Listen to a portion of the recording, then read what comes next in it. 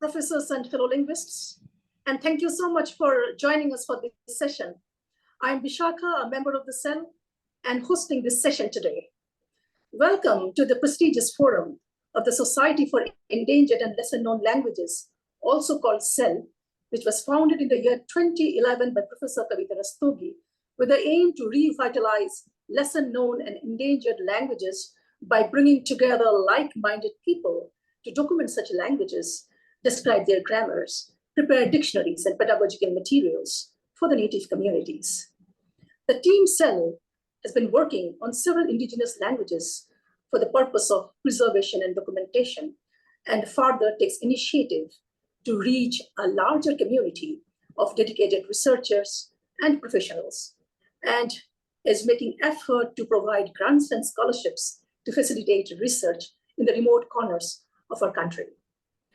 Every year, SEL organizes the International Conference of Endangered and Lesser-Known Languages, also called ELKL, in various universities and institutes across the country. SEL also makes provision for the linguists and language activists to publish their work on the lesser-known languages in their bilingual, peer-reviewed e-journal called Vak Manthan. Today, SEL has organized a special lecture on collaborative methods in language documentation, a special focus on Northeast India. And we invited the renowned linguist, Professor Mark Post. Professor Post is a senior lecturer, honors coordinator in the discipline of linguistics, and deputy head of School of Humanities in the University of Sydney. His research aims to describe and explain the typologies of and relationships among Greater Mainland, Southeast Asian, and Himalayan languages. His descriptive work relies exclusively on primary field data, and he has interests in improving and extending ethnographic and linguistic fieldwork methodologies. Professor Post has various publications which have been helpful to scholars across the globe. To highlight some of his books, he authored the Tangam Language, Grammar, Lexicon, and Texts. He co-authored a Tangam Community Dictionary, Galo-English Dictionary with English Galo Index. To highlight some of his edited books, Ethno-Linguistic Prehistory of the Eastern Himalaya, then Language and Culture in Northeast India and Beyond, and several volumes of Northeast Indian linguistics. To mention some of his articles published in various journals, Compounding in the Structure of the Tani Lexicon, Grammaticalization and Compounding in Thai and Chinese, The Phonology and Grammar of Galo Words, a case study in benign disunity, Language Content and the Genetic Position of Milang, The Language, Culture, Environment, and Origins of Proto-Tani Speakers, What is Knowable and What is Not Yet, Upper Tani Phonology and Lexicon with a special focus on tone, Topographical Dexes in Trans-Himalayan languages, Classifiers in a language with articles, recent evolution of a typologically unusual classifier system in the Tani languages of Northeast India, the Eastern Himalayan ethno-linguistic diversity hotspot. Where is it? Why is it significant? Why is it endangered? And what should we do about it? And many more. Personally, to someone like me who is passionate about the languages of Northeast India and particularly Arunachal Pradesh, Professor Mark Post's publications are essential works of references and source of learning. I will not make you wait any longer. Let's hear from him. So may I now welcome our distinguished guest, Professor Mark Post, to deliver his lecture. And thank you so much for accepting our invitation, Professor Post. Over to you.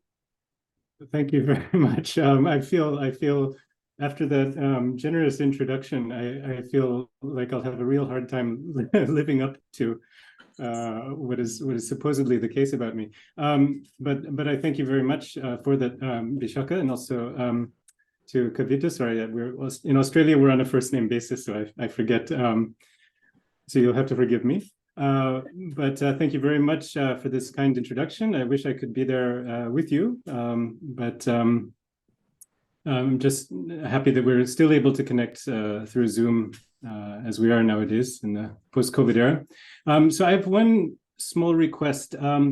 Those of you who are not currently, I don't know, driving down a highway or taking a bath or something like that, could you please turn on your videos? I really enjoy feeling like I'm talking to a human being. Of course, if you are doing something very dangerous, then don't do that.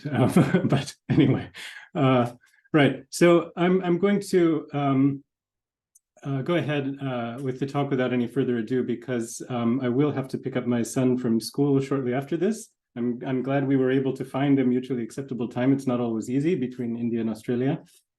So I'd like to, and I hope you can, no, you're seeing my presenter view. So I'm just going to, I don't actually need presenter view. Let me just take this off. Can I exit? Well, let me just do it again. I'll do that again. Sorry about that.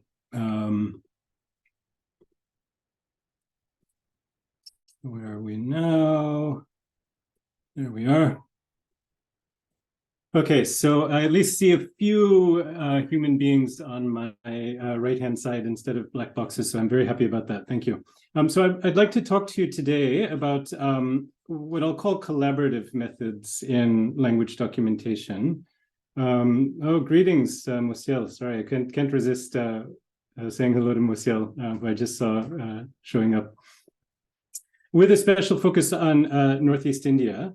So I'll perhaps try to go through this a little more quickly than I might ordinarily like to in some places, because I think some of this might be obvious to you, but mostly because I want to leave some time for interaction at the end before I have to go pick up my son from school.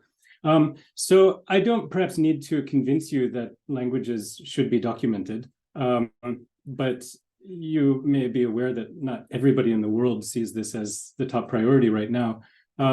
There are an unknown number of languages spoken in the world today, seemingly more than 7,000. Of those, of course, estimates will vary, but something in the nature of half are thought to be endangered in some sense. Okay. Now, let's not trivialize other types of endangerment, but just by comparison, the number of mammalian species that are endangered or threatened is on the scale of 7.4%, still astounding, still terrifying, but quite a bit less. Avian species, I myself am a avid contributor to avian ecology programs. 2.7% of identified avian species are thought to be endangered or threatened. So that's terrifying, of course, in the modern context. And of course, these species took millions of years to evolve. But if we just think about the scale of endangerment that is seemingly the case among the world's languages, this is an extraordinary moment in the history of the human species, where up to 50% of our cultural heritage is in danger of disappearing within a generation. That's remarkable if we really sit back and think about it. So of these languages, Evans and Levinson, in a well-known 2009 paper, advanced the claim that only about 500 of them are what they call well-described. Now, what do they mean? Well, there's a comprehensive grammar, dictionary, and corpus. And those of us who actually do this sort of work are aware that even this is not enough, right? That's just the beginning, but only 500. That's about 7% of the world's languages have even been, in some sense, adequately documented. Nowadays, it might be a little bit more. And most of the remaining 90+% of languages are spoken by small indigenous communities that are currently under lots of pressure of all kinds, and are going to be increasingly under pressure as the world becomes more and more integrated, to abandon their languages, to abandon their cultures and places of origin. So this is the situation that we're in. So language endangerment is not a good thing for a lot of reasons. It's bad for linguistic typology. Linguists have identified this as a fairly clear and objective fact about which there's very little argument, if any. We simply won't know what is in the world's languages if we don't document the world's languages. Okay, it's pretty straightforward. We develop bad linguistic theories when we don't know about anything except English and a couple of other languages, right? I think that is becoming quite clear in the modern era when it becomes, well, I perhaps shouldn't say it this way, but it becomes clear that old models of understanding language that were based entirely on English turn out to not work when you teach machines to use them. In fact, you need other techniques to make machines learn language better. But maybe most worrying of all, because linguists can kind of get along and do whatever we do, it's bad for at least many language communities. So a number of articles in Canada have correlated language loss in communities with higher suicide rates and higher rates of school leaving. And there have been other studies that also associate poor health outcomes with a reduction in the intergenerational transmission of language. Now, there's other factors as well. Okay, when you're losing language in a community, there's lots of other things that are likely to happen as well. But language is certainly one of those important things that communities want to be able to maintain. So languages are a valuable source of essential data, of course. And if we do document languages, there is no better training ground for students of languages than to describe a language from the ground up. The amount that is learned by doing is just extraordinary. The amount that you can learn. And documenting languages yields materials and also relationships that can be of benefit to communities, both in the short and the long terms.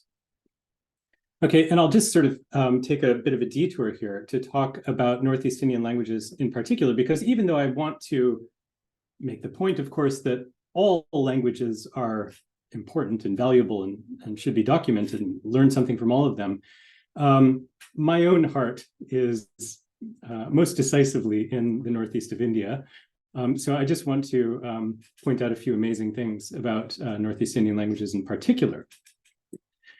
So as I said earlier, there's something like 7,000 plus languages spoken in the world today.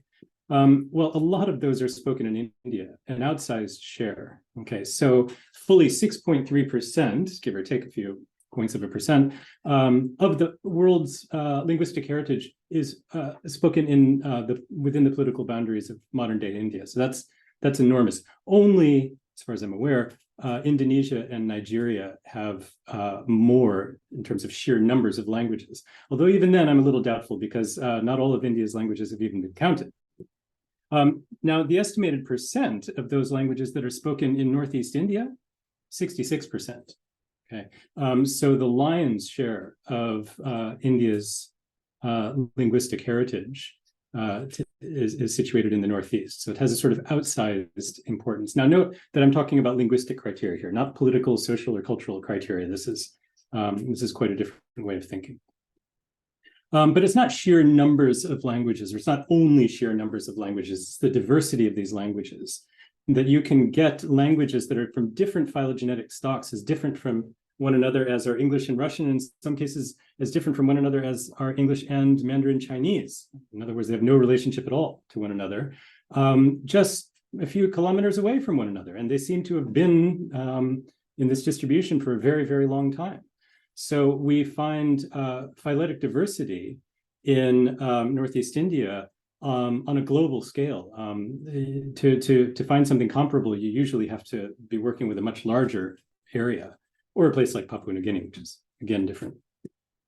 And these languages are extremely old, it turns out. So with the caveats that these methods are not perfect, nowadays linguists and non-linguists are applying phylogenetic methods derived from evolutionary biology to the study of language evolution, and coming up with some dates that are, again, not perfect, but at least if we apply the same methods, we can develop some sort of rough comparisons.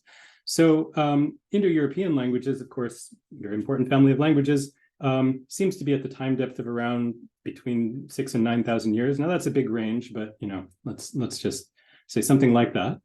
And so we have, of course, extremely old languages like Sanskrit that appear to have been spoken 3,000 years ago. That's a long time ago, of course. Proto-Germanic, the ancestor of English, among other languages, spoken about 2,000 years ago. Very old, very important. Proto-Trans-Himalayan or Proto-Sino-Tibetan, Proto-Tibeto-Burman, depending on your preference, has a similar time depth to Proto-Indo-European. Old Chinese has a similar time depth to Sanskrit. But the point I want to make here, and I could make this point about a lot of languages, is some of the indigenous languages of Northeast India have a greater time depth, okay? I want to make this point very clearly. The languages of Northeast India are older than Sanskrit and Mandarin Chinese, okay? In terms of the historical languages that we've been able to attest, most languages of Northeast India reconstruct to a deeper phyletic position within the families that they exist within. Okay, so these languages are incredibly important to global linguistic cultural heritage, cultural linguistic, I should have said. And they're also very significant to sciences of language, cognition, and society, because every time we study one of them, we learn something fundamentally new, okay, that we did not know before about human beings and how we think and how we communicate. So I'm just going to give you one example. And topographical deixis is found in other parts of the world, but is yielding some very interesting results in Northeast India in particular. So what we are talking about is things like words like that, whereas in English I can sort of say, oh, that house, or that house, or that house, or that house, whatever. In many Northeast Indian languages, we are forced to make a choice. We are forced to work out whether the house is upward of us or downward of us, or on the same level or on an unknown level. And I'm not even given the whole story here. If we're in a flat area, I have to start looking out for the river. If the thing that I'm looking for is upriver or downriver or not on a river course, if it's towards my home or away from my home, I have to think about all of these things before I can use the word that, because there are 3 different words that are sensitive to those factors. Now, this is the consequence of speaking a language in a particular environment for a very, very, very, very, very long time. The experience of living in this environment actually becomes embedded into the grammar of your language, into the structure of your language. And that's just an amazing thing. Okay, so let's say that we want to document languages because they're fascinating and they have all these features that we want to learn about. Well, who should do it? And how?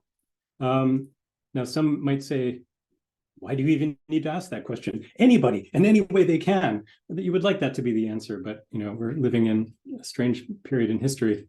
So traditionally, we have had what sometimes gets a little bit uncharitably called the lone wolf model of linguistic fieldwork. And there's some truth to this. Okay, so particularly in the past century. We've had an individual researcher, right? Often a PhD student, in fact, in the majority of cases, I think, probably PhD students.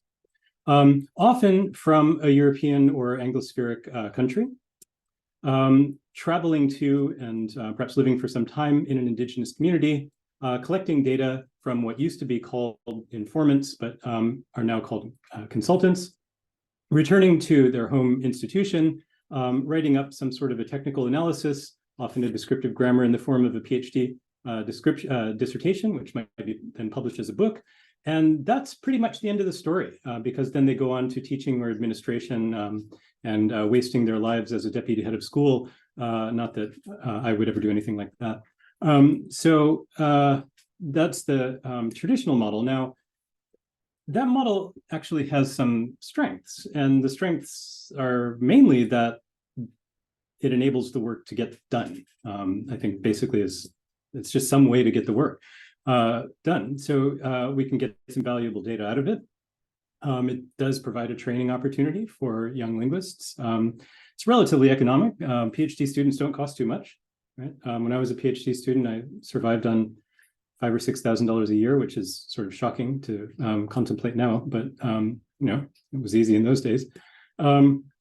Okay, so the strengths are that it has yielded fruit in the past, but there are lots of limitations and there are lots of risks and lots of reasons to think that this is not the ideal model going forward.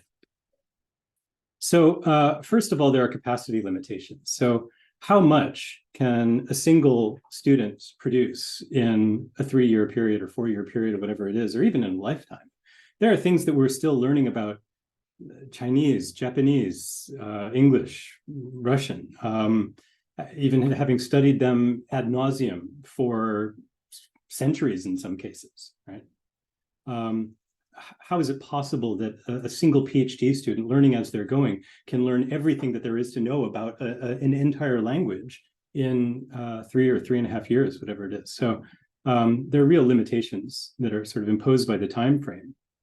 There are also ethical risks and imbalances. So whether, depending on the person, depending on the situation, there's at least a perception and perhaps a reality in many cases that people come and they take data and they go back and they leave nothing behind, and perhaps even profit off of the work of somebody else. And the outcomes, which are often in the form of a academic book or series of papers, may not directly serve the community. Okay. Now you can argue that they still nonetheless have the capacity to indirectly serve the community. So you can't have a good set of textbooks without understanding something about how the language works. It's hard to have a good writing system without understanding the phonology of the language. But those are often not the aims that a linguist is. That's often a byproduct, or possibly not even part at all of the project. The project might be focused primarily or exclusively on things like a phonological analysis, which, in and of itself, a community can't really use very, very easily. So there is an argument circulating nowadays that one should therefore, or we should all therefore, decolonize linguistics. And I don't want to spend too much time on this because this can be, well, first of all, it's a little bit uncomfortable sometimes to think about. And I think there's a lot of things that we want to unpack, and probably does everyone a disservice to speed through it. But just to sort of summarize some of the perspectives here, there's a perspective that linguists kind of show up and provide something which is of arguably little value to people, and sort of go back and then profit off of that that process.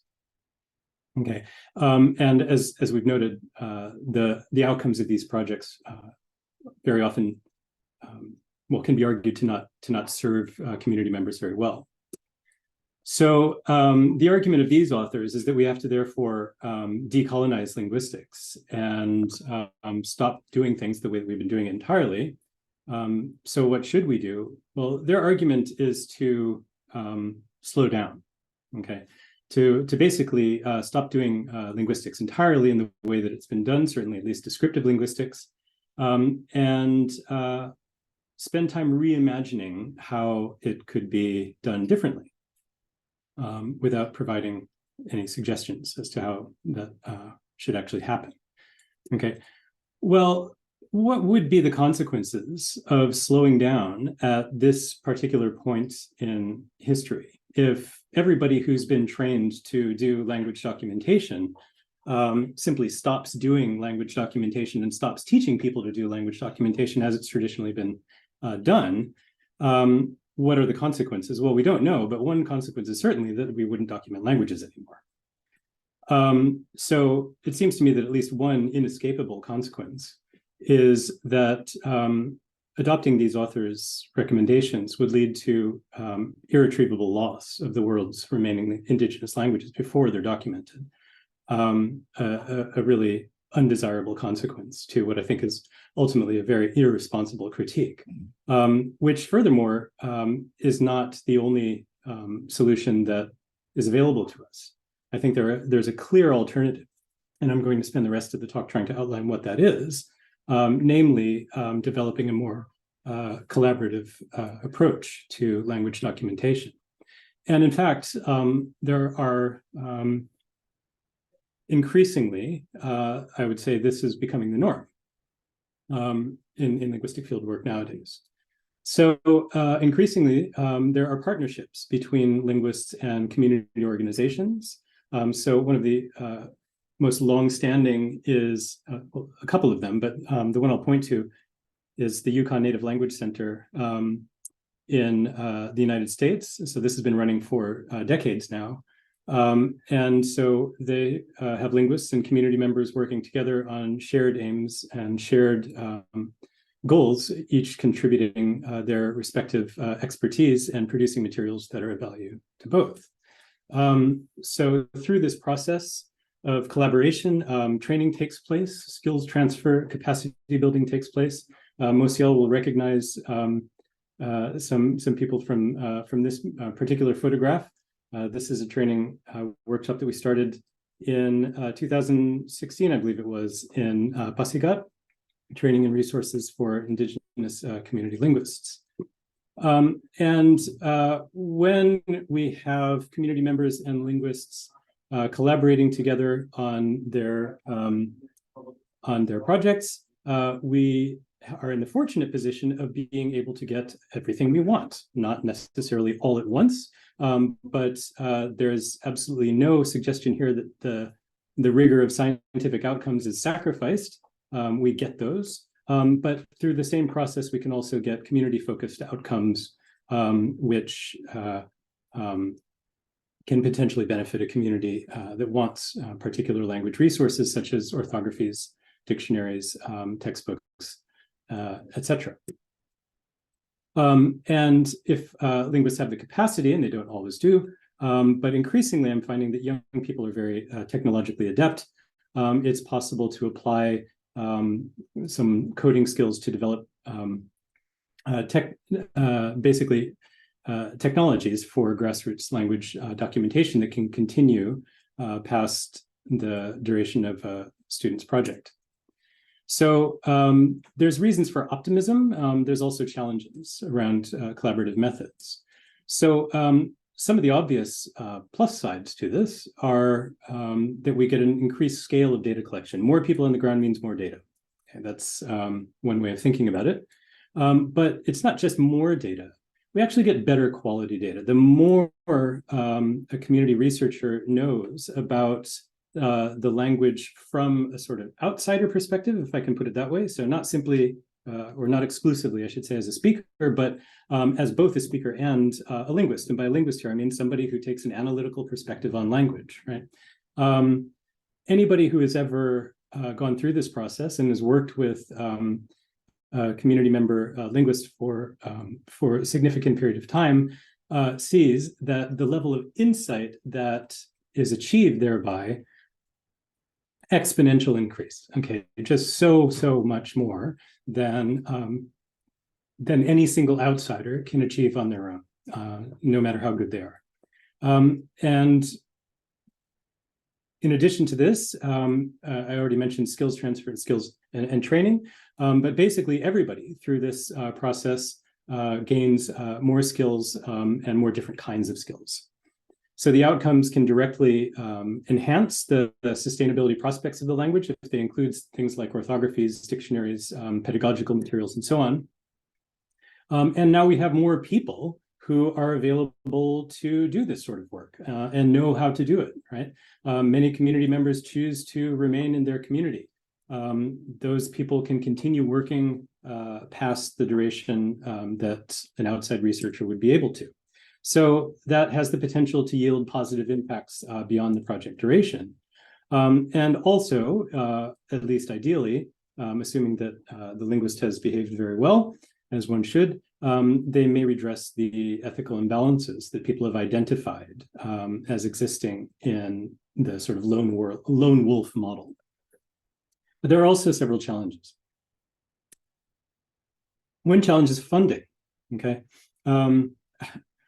How do you pay people, okay? And if you're not paying people, how do you ask them to work, right? So I mentioned that a PhD student is relatively, I don't want to say cheap, but getting a PhD student, assigning work to a PhD student is relatively economical. No matter where you are in the world, PhD students are paid very, very little. Okay, so already language documentation is not being funded at an enormous scale. So how are we going to find funding to pay community members and beyond the project duration? It's not an easy thing to, it's not an easy nut to crack. It takes time to train people. It takes sometimes a very, very long time to train people to become effective in the ways that they're able to, have the capacity to. So where's that time going to come from? A PhD student is already rushing to try to get everything done inside 3 years. They don't have time just lying around, nor does almost anybody else nowadays. The community is often talked about as, well, I should say the word community is often thrown around as if, it's quite clear that every community sort of has one way of thinking, one voice, one perspective. In fact, all communities are diverse, just like all societies are diverse, right? Not everybody agrees. So sometimes there are different factions in a community. Sometimes these factions are on religious lines. Sometimes they're on clan lines. Sometimes they're on other lines. It's not necessarily straightforward to just start partnering with a community. Communities may or may not have a representative body. They may have competing representative bodies. It's not obvious to an outsider how to deal with this sort of a situation. And plus, although in my experience, at least in the Northeast, it is fairly easy to come by people who are genuinely interested in, and you could even say passionate about their languages and about the sustainability of their languages. That's not always true, okay? It's natural for some people to just not care, and that's okay. You really can't assume that everybody is as passionate as you would like to be or like them to be. So sometimes it's actually very difficult to form these kinds of partnerships for that, if not other reasons. Okay, so there's challenges. And a lot of the approaches to addressing these challenges have been developed in the Anglosphere. Okay, by the Anglosphere, I mean the United States and Canada, Australia, and to some extent New Zealand, but primarily the United States. And not surprisingly, since these are nation states that have undergone a particular type of history involving colonization and dispossession that goes back for hundreds and hundreds of years, there's a particular modernity in which this history is very present. Okay, and very often the approaches to working with communities that have been developed in this context are an outcome of this history, of this past, and so on. So there are certain assumptions that are made that I don't think are safe assumptions to make across the world. Is it the case, for example, that Northeast Indian languages need to be decolonized? Well, in my personal experience, and that's admittedly a limited experience, many people that I work with in the Northeast are fiercely proud of having never been colonized. Okay, this is something that they're very happy about, that they're still in control of their ancestral lands. They're still able to exercise autonomy over their society, and they've never surrendered to anybody, right? So this sort of colonized, dominant, oppressed model doesn't necessarily translate very well to all parts of the world, doesn't necessarily translate very well to the Northeast. Instead, I think in the Northeast, we're more often approaching one another as equals, people who are more or less proud of who they are and interested in sustaining that into the future. So the model we've developed, and when I say we, I'm talking here about this organization that we founded a few years ago, called the Center for Cultural Linguistic Diversity. I'm going to just introduce this as a model that we developed to try to address some of these issues in this specific context and develop a way of meeting some of the challenges and getting more and more collaborative work done in this area. And I'm not saying that this is the right way or the only way to do things. This is simply a model I'm going to outline because I think that we've learned a lot through the process of developing it. And it's worth talking about how it works and how it can be improved or adapted. So there are some problems that we're trying to solve, and of course we know we're not going to solve them completely, but we're going to be able to try to address them anyway. So perhaps I should say ways of addressing them rather than solutions. But so the first problem is I mentioned that the PhD duration is usually about 3 to 4 years, and really sort of any project is usually envisioned at the level of 3 to 4 years. So if you get a grant to work on a language, it's probably going to be not longer than that. How do you sustain language work beyond this? I mean, that's really not enough to do everything that one might want to do. And so one possible solution is to have an organization that works independently of the grantor, so whose work continues regardless of whether there's a particular grant sustaining it. How do you do that? That's another question, but we'll get to that. A second problem is the time problem, right? Training community researchers is difficult, time-taking, and in the traditional context of fieldwork, it's sort of informal and ad hoc. There's no sort of framework in which it traditionally takes place. It's just sort of people doing it in their spare time on an ad hoc basis. So our solution is to try to provide project-independent training, so training on an ongoing basis in basic language documentation skills, which people can then go and take and apply in whatever projects they end up being involved in. A third problem is that if we aim to document languages and archive the outcomes, international archives are extremely difficult to work with.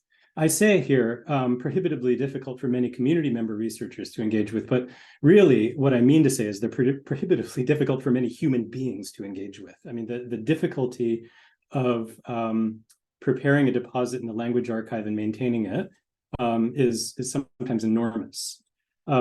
So the solution here is to develop intermediaries that are actually dedicated to facilitating this interaction. So somebody working with the archive and the community researcher. Problem number 4, to even set up a project, find your field site, your consultants, et cetera, it takes a really long time before you can even actually start working.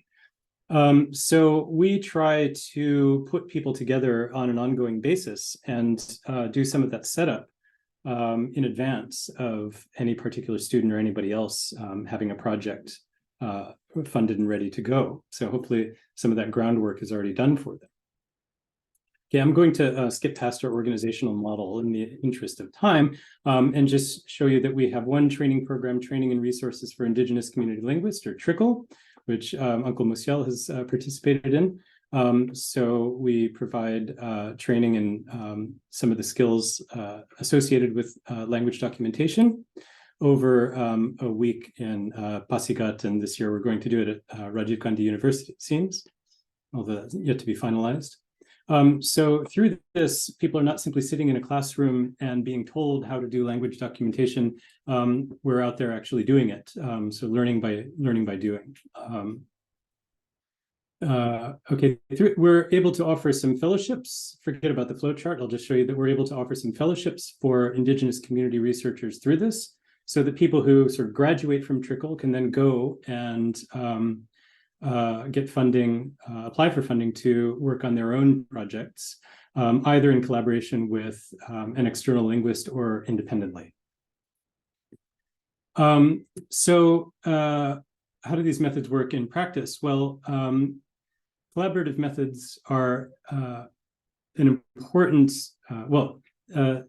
the they're extremely helpful in corpus selection. What do I mean by corpus selection? I mean, basically, what are you going to document? Okay, how do you make the choice of what to document? I'll go past here. So some of my early work with Yankee Modi involved her talking at length with Milan community members about what was actually important for them to see documented in their language, and that, of course, includes aspects of their culture. So she spent, weeks, months, many days, just talking to people about what was important to them to document, and then doing it, right? So this is straightforwardly not something that I would ever be able to do as an outsider. I simply would not be able to achieve that depth of that level of an interaction with somebody that they're able to sort of probe their own thoughts and think back on their own history, their own context, and really sort of identify the priorities that were important to them. I might spend a few minutes and hopefully somebody will tell a folktale, right? I just don't have the capacity to work at this level of depth. So the spoken texts are foundational to collaborative methods. The interlocutor should always be a community researcher. So I won't spend a whole lot of time talking about this, but just as a sort of anecdote, in my early work on Gallo, I was sometimes doing recordings myself. And I sort of knew that I would never use these recordings as primary data because of my work would evolve and so on. But I've gone back and listened to these recordings regardless recently. At the time, I knew no Gallo. I knew very little Assamese, knew no Hindi whatsoever. And these recordings with people that I've since gotten to know well, and now I can speak Gallo with them. So, I know how they talk. I listened to these early recordings, and the amount of Hindi and Assamese that was mixed into these recordings simply because I was there. Okay, even though I don't speak Assamese, I don't speak Hindi, right? I'm not obviously anything. I'm not an Assamese person.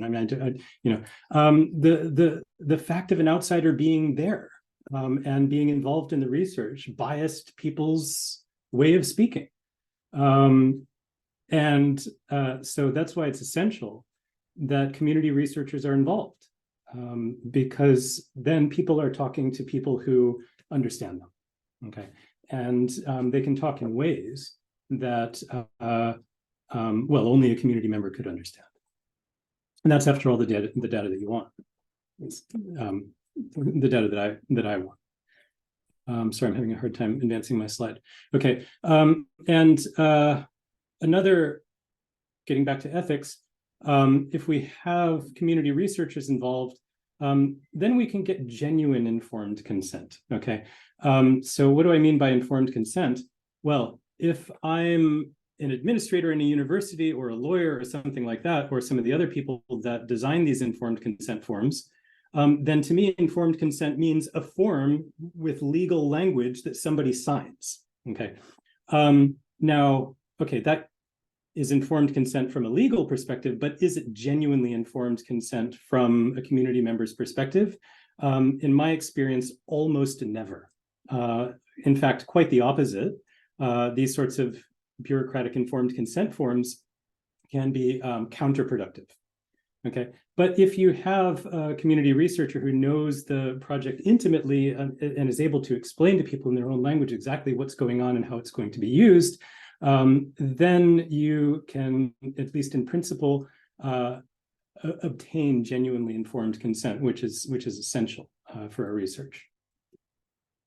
And as I think I mentioned earlier, a well-trained community researcher can continue collecting data independently, indefinitely, to the extent that they have the time and when it's able to find any amount of funding. So two of my longstanding Gallo consultants, Igo and Bomchak Ruba, managed to get a grant to document Gallo poetic language and oral literature that I was loosely involved in, but quite frankly, they knew how to do everything by then, and they pretty much did it on their own. Okay, so I'm going to skip ahead a little bit because I'm aware of the time. I've already mentioned that through this process, we can get outcomes that benefit both the scientific community and the language community that we're engaging with. This is just a sort of brief illustration of the unintended consequence of this sort of engagement that I had with the Gullah community over the past, I don't know how many years.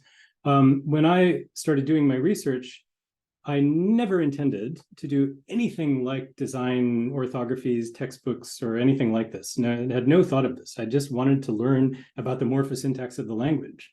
But through this partnership that I developed with Gullah community members who are interested in doing this sort of work, we were able to produce these kinds of outcomes. Then it takes on a life of its own. So at the time that I started working on Gullah, it was a largely unwritten language.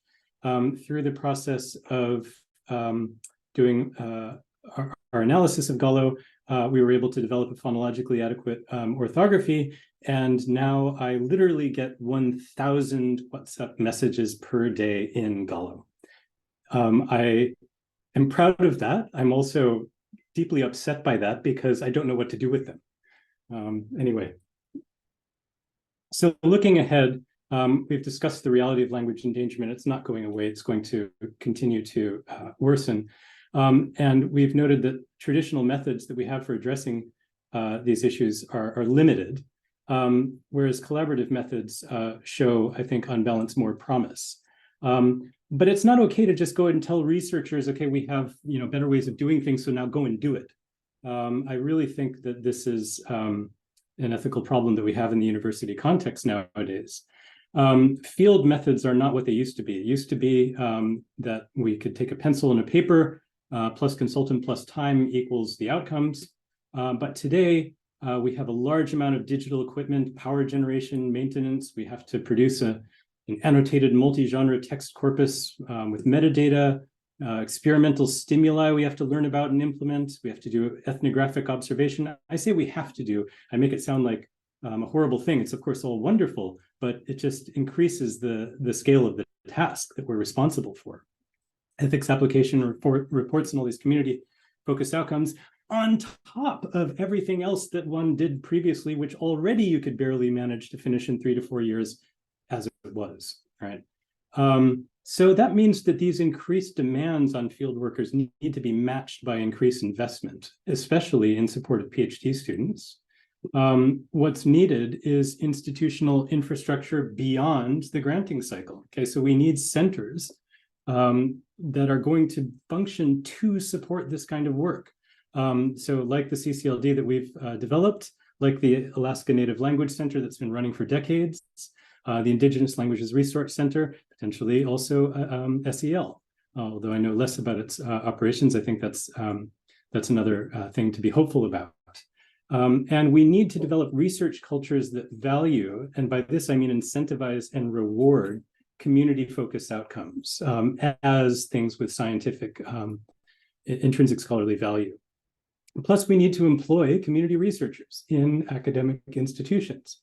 If people can't get jobs in their areas and support their interests in their language, then they won't do it because people have economic realities, they have families, they have things they need to prioritize beyond working with linguists unless that can actually become a way of supporting themselves and their families. So NGOs can do this sort of work and can also serve as a nexus linking researchers of all types with community members to provide support, training, and other opportunities. Okay, so I think that's, I've gone over time, so I'd like to close there.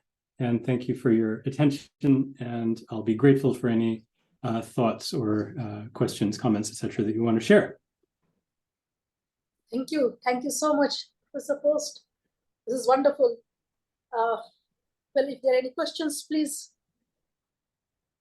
Thank you so much. Once again, I invite everybody to open their videos so that I can, I can see please open your videos faces. and please ask questions.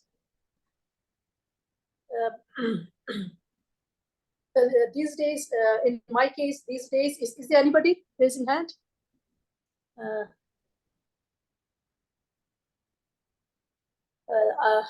I see These Monali days, there. Hello, Monali. apart from going to the field, many times it becomes very difficult for me. For several years, I'm working on these languages, trying to work. I also use mobile. So talking as well as getting the data on WhatsApp, both recording as well as in writing, text. This way, I'm working in many languages. Recently, I was getting help from Banwang Losu. It is good that he is a community researcher as well as he got training in linguistics. He's a script developer of Wancho. Yeah, so Banwang is also one of our longtime trickle attendees, and as you mentioned, he went on to study linguistics formally as well. Yes. So Banwang already, of course, had lots of ideas about his language and about script development, but I hope he also gained some perspective and some skills through engagement with linguists as well. Yes, yes. And I was actually discussing with him the topographical dixes. It's very interesting in Wancho. Yeah, so there's something I didn't know about. I'm going to have to ask him about it. Wancho Nokte, Nishi. Yeah, okay, so your article. Wancho So is not on my important. list, I don't think, so I'm going to have to speak to... That they have this deictic motion verbs. Acha. So the motion verbs. Yeah, they have that deictic motion verbs. Yeah.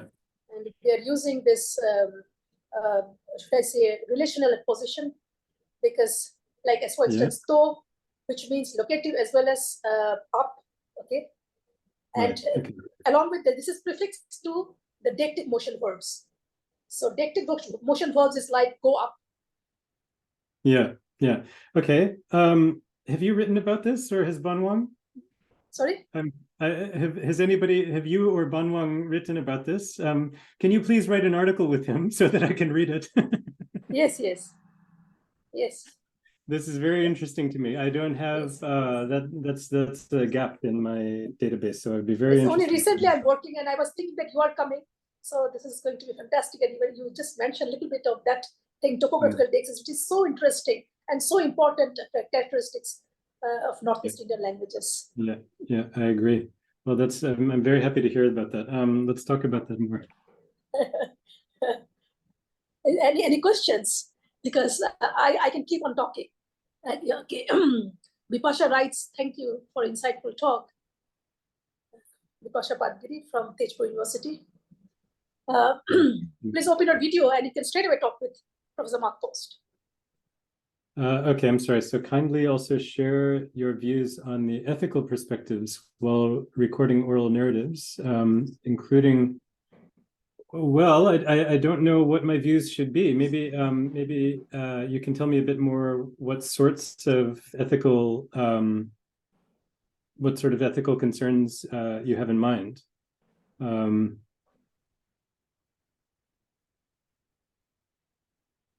Yeah, hi Mark. Actually, sometimes in certain communities, when we visit to record these oral narratives, specifically like what I said, ritualistic chantings, they would prohibit some of the researchers to go near the. I'm referring to the Apatani Nibu culture. So they would not like us or some of the researchers to go near the altar and record videography or even voice recording. So but we think and we know that these are valuable sources of the cultural heritage of those communities. So how to approach, and is there any way out to deal with these kind of situations? Okay, so this is an excellent question because it leads into an area that I think is very important, but I don't get a chance to talk about much, which is the importance of taking the time to form relationships. Okay, and this is something that is often very hard for, I'll just say linguists, or any academics really, who are on, under time pressure, under budget pressure. They might have a project with a particular aim, so they have X amount of time in which to achieve that aim. And that doesn't sit very comfortably with the reality that it takes time simply to form relationships with people that are of the type that will, lead to genuine mutual understanding. And without genuine mutual understanding, to the extent that it's possible, at least, it's very hard to just sort of come into a community and start taking stuff. Okay, and I think it's usually not advisable, right? So now I'm aware of the constraints that both sides feel. Okay, and sometimes I find that this is a bit of a tragedy, because I don't blame the students who are being sent to do this work, and I don't blame the people who unknowingly are setting them these tasks. I don't blame anybody, but it's an unfortunate situation, and people just need to understand that in order to do in order to achieve the level of insight, the level of understanding, and the types of relationships that are going to yield good research results, you need to first spend time getting to know people, just being there, just sharing life together. It's an essential preliminary to all effective research, and not only taking that time in the initial instance, but coming back.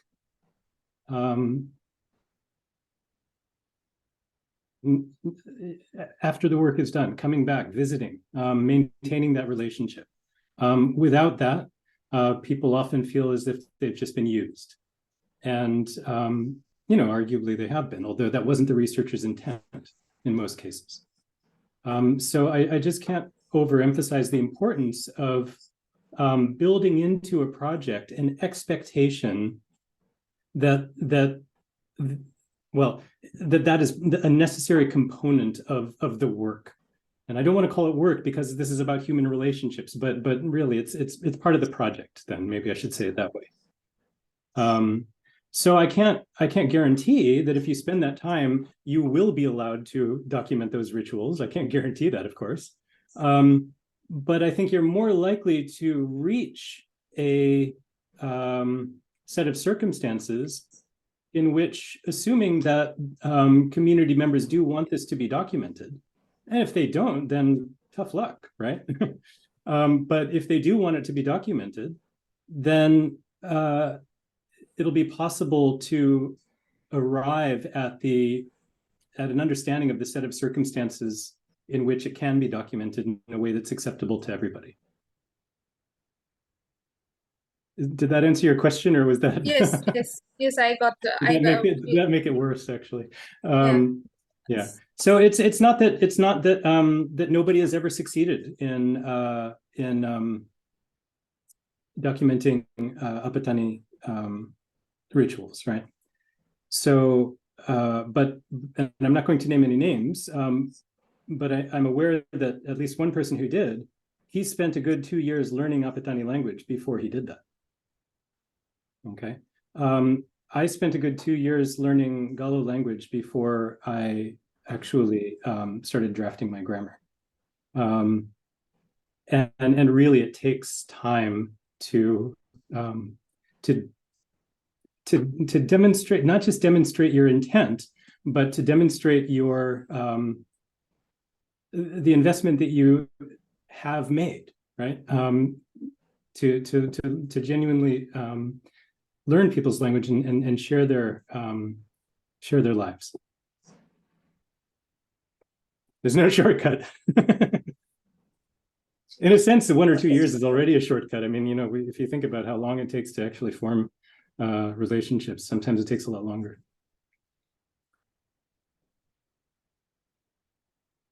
I think people agree to you. Here's someone saying something. I think Dr. Shaturupa is the chat. She agrees with you what you have said just now. Yes, actually, I do agree very much with what Professor Post has told. This is not only true to the Northeast situation. When I was working with the Kanashi language of Northwestern Himalayas, the same situation, the Kanashi, these people are very much conservative, and although they allowed us to enter their village, but they will never enter, never allow us to enter their or go near their altar and document the ritual, the songs and stories of what they have inherited verbally. And they are very much conservative about that, and about going in front of the altar, they fine the outsiders 500 rupees, 5,000 rupees, like that. So I think for a linguist, it's better at the very first stage, it's better to avoid until and unless that kind of relationship, human relationship, is established, and they allow you to spontaneously go inside their community and interact about their personal life and personal inherited understanding, and those folk songs and folk stories. So it's better at the initial stage to avoid, and one should wait for the time, if that is possible, in course of time while they work, and to gain confidence. I do agree. Yeah. Yeah, those are very important points. And I'll just make one brief point to follow up. I mean, the difficulty of analyzing ritual language should not be underestimated. Okay, it's extraordinarily difficult, and it's a real irony that we are often in situations in which that almost seems as if that's the first thing that people think of doing, right? So we want to document all these languages. Okay, well, let's go straight to their oral literature, their oral histories, right? Their rituals, all this. Okay, I mean, that's like, for a physics student, okay, let's start with string theory, right? Forget about algebra. Let's go right to string theory. That's really what it is. So you need to build up to it. Okay, so there's another question, I think, there. Any more questions? Hello, Mark. This is Karthik. So it's an interesting talk. Thank you for the talk. So I've just not questions, just asking for suggestions and stuff like that. So you said that you have to also find ways to keep your community researcher engaged economically even after the research is over. So one of the things that you demonstrated is the community researcher going and applying for another academic sort of activity, another documentation activity. But have you come across community researchers moving away from academics and finding job in other places? Okay, or using those, or using the skills that they acquired in this documenting experience and finding it employable elsewhere? That's one. Yeah. And also, how many such success stories do you have of your own community researchers who worked with you for the project, and after the project is over, they went on and to find some more source to do more research? How frequent is this story? Well, how frequent? Well, it almost never happens. So let me start by sort of, maybe I wasn't clear perhaps in how I was framing this. I'm not suggesting that it's up to us as individual researchers to find jobs for our consultants. Okay, that is far too great a responsibility for anybody. That's arguably impossible. My concern is more that from a disciplinary perspective, from an institutional perspective, when we're thinking about designing projects, when we're thinking about grants, when we're thinking about how we're going to carry out projects, when we're thinking about how long projects are going to go for,